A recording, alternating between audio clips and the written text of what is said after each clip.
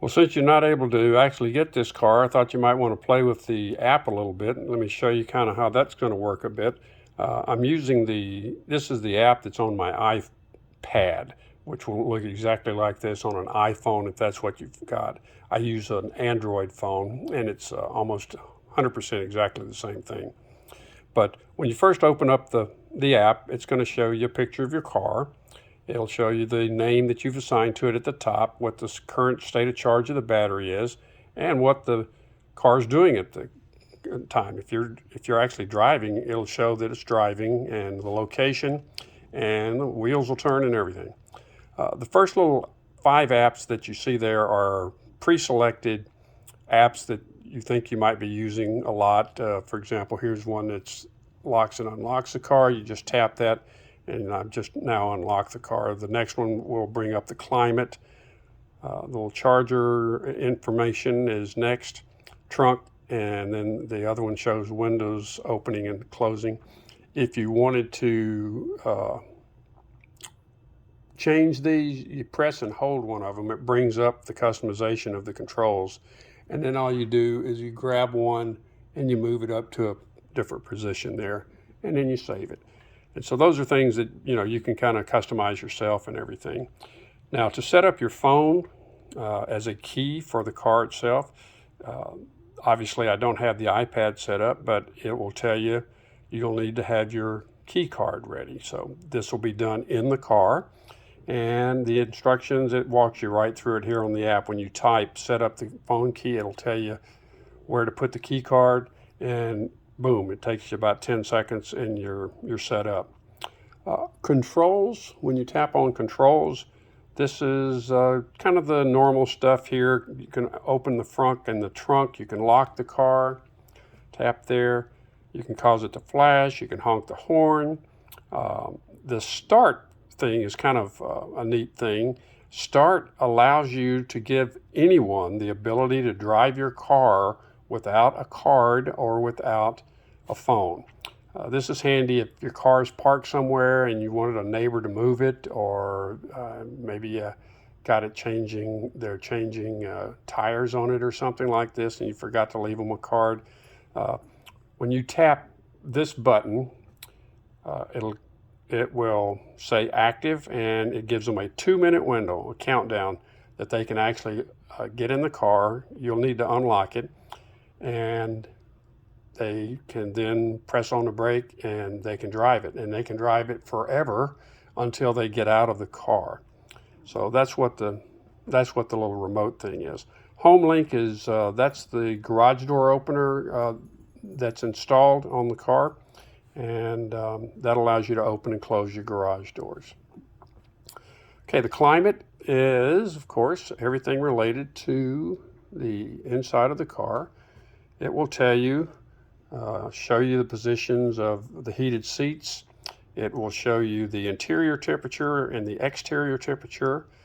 This is your selected temperature, for example, 73.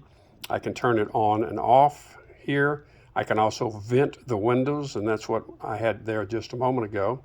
And just to give you an example, if I wanted to turn on, say, the seat heaters, which is going to turn on the climate as well, I'll tap that, and that turns on the climate. And it also, in this case, I had pre-selected all the seat heaters earlier. If I wanted to turn them off, I just start tapping them, and it turns them off by increments, as you can see. And if I want to turn off that one, so this now is going to heat the car to 73 degrees, and it's going to turn on both of the seat heaters. Real handy on those cold days when you want to get in the car. Now, if you're just trying to heat the car up and you just want the seat heaters on so that it's comfortable when you get in, I wouldn't do this more than about 5 minutes or 10 minutes before, because it does use a lot of power. But if it's cold out and you've got some snow or you've got ice, windshields might be covered or something, you have to worry about that. There's a neat feature on here. You have to pull it up from the bottom, and it's called Defrost Car. When I tap on Defrost Car, it's going to say, are you sure you want to do that? I go, yep, I do. And what that does now is that turns on the rear window defrosters and the forward defrosters. A couple of things that happen when you turn on the rear defroster. It also defrosts these two mirrors on the outside, and it will defrost the charge port on the left-hand side, which is very important. One of the things that you're going to want to do, again, in the wintertime is a good practice, is you can pre-select how you want these mirrors to act when you park the car. In some cases, you will have them fold in when you lock the car. That's not a good idea when you're expecting any kind of freezing precipitation. So I normally, even here in Georgia, I just leave mine to stay out like that, except when I go into the garage, because I did have one day where we had some freezing precipitation, and found that when my mirrors were in, they didn't open because they were frozen. So I had to defrost them before they would open up. But anyway, you'll see that now we're on high. The temperature is coming up, and it's kind of going to stay there for a while. But then if you ever wanted to turn it off, you just tap on the on button here, everything goes off. All right, so that's pretty much the controls and the climate. We'll scroll up a little bit. Here's our location. It shows my address where the car is currently located. It is very, very accurate. The other thing that's neat about this is it shows the nearby chargers. And I actually learned something this morning, because when I was looking at my nearby chargers, I saw this one for Woodstock, Georgia, and I thought, I'm not familiar with that, don't see that. I actually went to the Tesla site itself that shows its superchargers, and it didn't show it as active. But it is, in fact, a new supercharger site there in Woodstock, which is very close to us. So this is how you can tell things here. A couple of the little buttons here in the top. This will show you where you're actually located and where the car is located. This changes from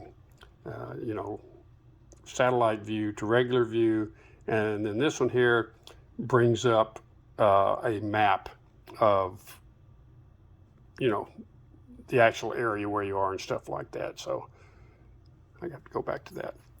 So that's location, and that's really cool. Summons only works when you're next to the car. You do have to have autopilot on this to be engaged, and I may not quite be close enough to it right now for it to work, and apparently I'm not. But Summons allows you to move the car forwards and backwards, like out of a tight parking space or into and out of the garage. It will not work on any kind of a hill. It just takes a little bit of a hill. And then the Smart Summon is where you're supposed to be able to use it to bring the car to you from like a parking lot or something. I've never had that work like I really wanted it to, and never really trusted it because of other cars and people and stuff. So that's a gimmick as far as I'm concerned. Schedule is handy. This is where you would schedule for, pre-scheduling for actually departing, so you can have it warming up for your departure, which will also, you can set the battery to preheat the battery as well. If you have your account with your power company allows you to charge overnight at cheap rates, this is where you can set that up for both a departure and also a charge. And this will allows you to start charging whenever you want to. Security is where you set your Sentry mode, your valet mode, and your speed limit mode. You also can manage drivers here. So like if you want to give your wife or your daughter access to your car, they would download the app themselves, and then they would be able to use their phone as a key. It's also handy that if you're out somewhere and let's say your phone dies and you don't have your key card, you can use someone else's phone to call them, and they can give you the ability using the remote start to actually get in the car and drive away. So that's handy to have the manage drivers function on here.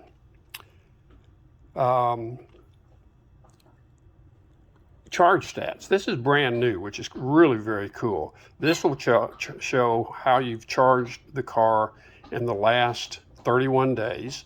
You set up what your charge per kilowatt hour is at your home.